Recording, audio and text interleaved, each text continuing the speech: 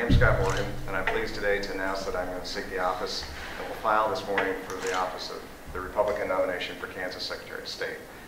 I believe I'm uniquely qualified for this position, and I believe that the incumbent, Mr. Koback, neither wants the job nor is very good at it, and frankly, he's become nothing short of a bully. I think the incumbent, frankly, doesn't want it and isn't very good at it.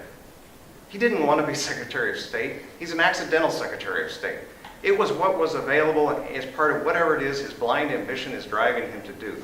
This is not his passion. It never has been. Anyone who follows him knows Secretary of State is way down the list on things he's worried about. He is a part-time Secretary of State with a part-time professional job as a lawyer for Kansas, or for various states, cities, governments, individuals. That's where his passion is. It's throughout the country, charging those clients to do it. He'll tell you he does that on his own time, around the dinner table at night or out in the turkey blind. He's writing Supreme Court briefs.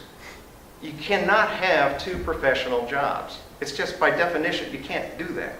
The Secretary of State is a full-time professional job. It is not a 9 to 5, punch the clock kind of job.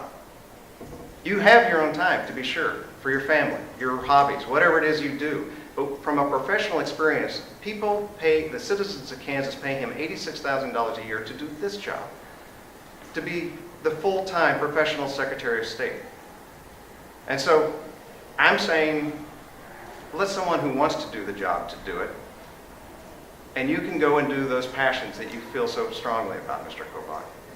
But when he does focus on it, he brings a really warped sense of government. He thinks after 150 years, what this office was really missing was the ability to prosecute.